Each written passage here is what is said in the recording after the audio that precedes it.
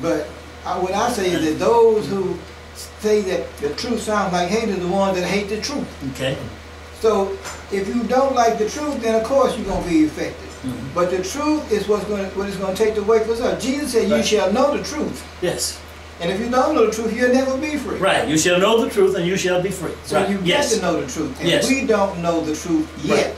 Right. But if we go and peel the pages back of white supremacy and discover the truth, then we're going to be some upset people, and we're going to be ready to a revolution. But that's what it's going to take. Right. A happy slave, Omar, running around, and do we see happy slaves? And then we're going to get back to family. I want to touch on that. Running around our communities, then we see some of those, and I'm sorry, on television, who are happy slaves. Do we see that today among the African American community? You know, we got a lot of happy slaves because most people are getting crumbs from the master's table. They might get a little of the crust. Okay. They can get a few extra crumbs. A buttermilk biscuit here or there, maybe a chicken leg. They really do a good job.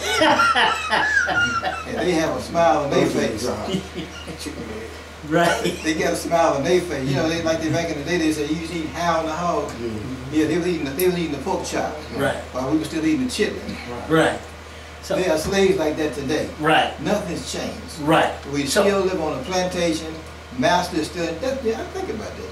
Here's a president that went into the White House, a black man, went into the White House. First they said, was he black enough? Because they would question his lineage. And then when he got into the White House, they have not cooperated with him on passing anything. They demonized him and his wife. And yes. And then said he was too black because they had two black dogs. Now. For Dolly back on the line, want to make a little comment. For Dolly? Yes. And I agree with Brother Omar about the history. We have Dr. W.E.B. Du Bois and Dr. E. Franklin Frazier, who did exhaustive studies of our family, the family structure. Brother Du Bois did the Philadelphia story, in which created the whole basis of sociology in America based on his studies of African families in Philadelphia. And E. Franklin Frazier had written many.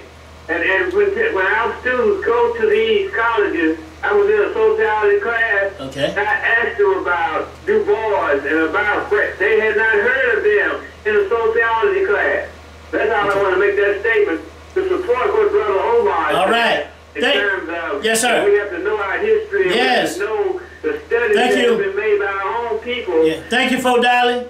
The viability of the family. That's it. We've got another 40 minutes to go, and maybe we can hear from you again a little bit down the line.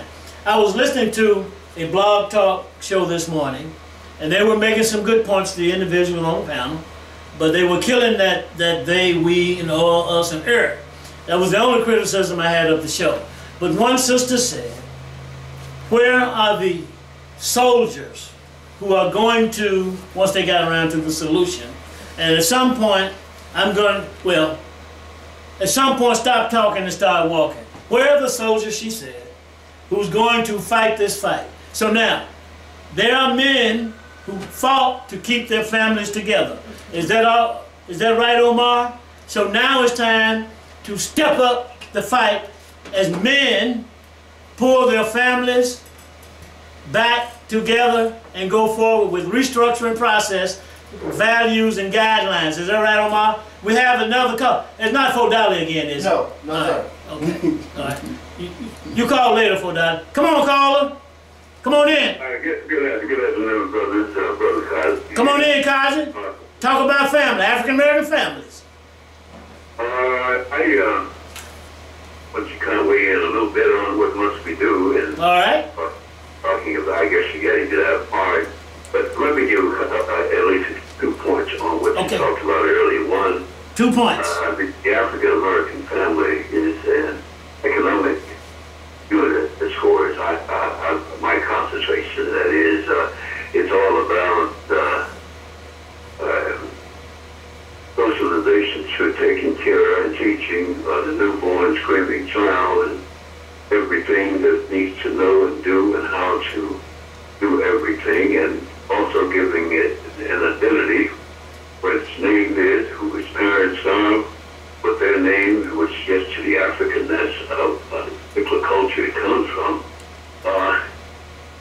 also, it's a matter of whether or not that union between the male and female is voluntary.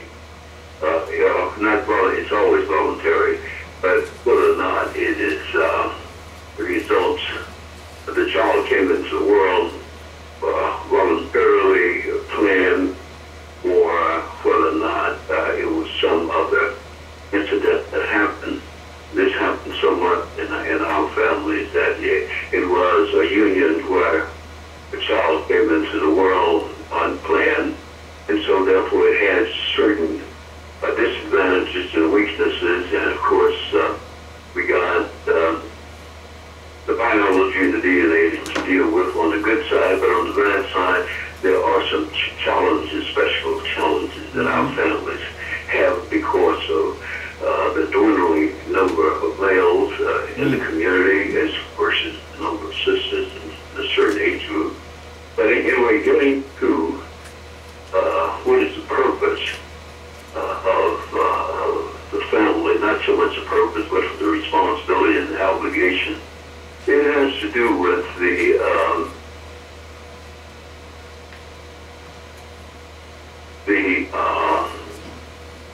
identity development of that individual. What right do they have from its history, its culture, its grandparents have known, and so forth, and the African part of the history, or maybe even the Spanish part of it, whatever culture it came from, has a tremendous amount of importance to an infant. And finally, I would say on that subject with about what can we do? I think that was what you were getting to. Well, we can look at the basics.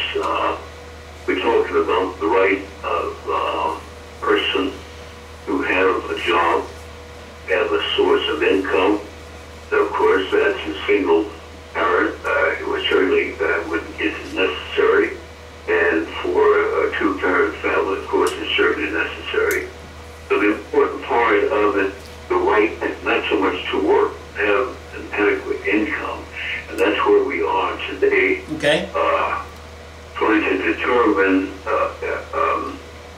whether that income should come in, even if you don't have a job, even if there are no jobs available. Or on the other hand, if nobody hires you, can you have in your education process a way in which to make a living? Okay, Kazi, thank you for your call. We're winding down. All right. We have 35 minutes left. To the point, really, of the economics of the family, and that's where the racism comes in. We have not been permitted to build that aspect into our family structure. Okay. All right. Thank you, Kazi. All right. We may have a little bit more time for you later. Let's move fastly. Brother Tyloo, I want to come to you, but let me do something. I want to say something about my friend Cole Water at the Cleveland Street Flea Market. $12 haircut, I got one. Give him a call at 901-614-5071. And while you're there, go see my friend Shirley for all of your sewing needs. And on the way, stop and see Ms. Lois Lomax for African clothes and dresses. Now, Brother Kazi said quite a few things, including economics. And we raised a question about men protecting their families and providing.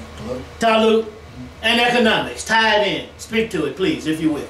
Yeah, well, actually, he's exactly right. Yes. His family is more than a domestic resting place. It's more than four walls in a room where husband, wife, and children are together and sitting around. It's more than that. Family is about survival. Okay, it's about productivity. Yes. That ensure survival for generations. And so we get back to the point of what is it that we owe the family? You see, we owe our commitment to the family, to the point whereby each and every one in that family has an obligation to do what is necessary to evolve the family, create an environment for the productivity of the family, and execute our will on the family for its success. For generations. For generations. Not for an individual lifetime, but for generations. And for anyone who wants to pretend or imagine that the African American family is stable and nicely put together, and you know, what are we talking about this for? Right. And all that insane thing. Right. Look out the window. Go to your neighbor's house. Go to your family member's house and sit there and watch the functioning of the family, or the dysfunctioning of the family. Well, we've got a caller. We're going to come back and talk more, Talu, about dysfunction. Okay, well that's okay. Right. Let's talk. Maybe they'll call back. Whoever it was, I heard them trying to talk through the microphone. You had already told them to hold on, and they, I guess, have short attention span on the phone. Yeah. Come on, Talu. Dysfunction. So if we are sitting out in the audience, and we're argumentative about what we are discussing about the Black American family, and we are in disagreement, then put forth the evidence. Put forth the evidence, and the evidence will disprove our theory and logic, or what we are observing in the family. Primarily, that's the very reason why I don't talk to old folks.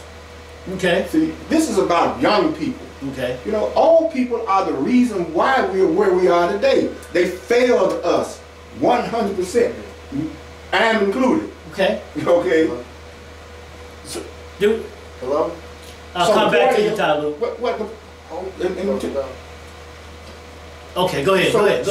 So the point is, if we are looking at the statistics and looking at our lives as Black Americans, and we're seeing that 80% of the marriage-age women are not married, versus Caucasian, 80% of the marriage-age women are married. Okay, we're looking at this enormous quantity of Black men behind prison walls. We're looking at the murder in the streets, the burglary and robbery in the streets. We're looking at instability everywhere, the violence in the home, where the men are beating the women and the women are fighting back, you know, whatever way they can. And you got all this stuff going on, and for anyone to imagine that we are stable and we are poor people. Someone said once that, well, we're not poor because we generate 1.3 trillion. Show it to me. Okay. Okay? You can't show me that. I mean, if you put us all together, if it's any time other than Friday, you won't see that. Because all of that spending is going to somebody else. It's not benefiting the family. We owe our family that. We owe the Black family our wealth. And that's the whole point. We owe that. And an example is, even the model of the West African coast people, and maybe other sections of Africa, the African children leave the home, go into foreign countries, Germany, Rome, Spain, China, United States. They go everywhere around the world, and they send money back home to the family. They build wealth for the future. Okay, so we owe that to our families in America. Okay, let's go to Jeffrey. Jeffrey mentioned some things there, and I saw where two things. I saw two young African girls produce electricity, energy, from waste on the continent of Africa. And I'm not sure, let's be clear, that Africa is a continent and not a country, while we're educated. I also saw a young man on the continent, I'll go back and specifically get those countries, build a machine for harvesting gold. And we must think about turning our attention to the continent of Africa to help generate and build the natural resources on the continent of Africa. So, Jeffrey, would you say in general terms that the African American family in this country is dysfunctional, and what evidence do you have to prove, document that the African American family is dysfunctional, in light of the fact that Naeem Akbar stated that African Americans we're not, like Fodala said, supposed to be alive today based upon what has happened. Now he said, now here's the deal with that the white supremacist, slave owner, didn't have an end game. And this is a double question. Why we see so many young men, African American, being gunned down in the street? African American family dysfunction, productivity, African American men being gunned down in the street. Forgive me. Absolutely. I definitely understand the question, and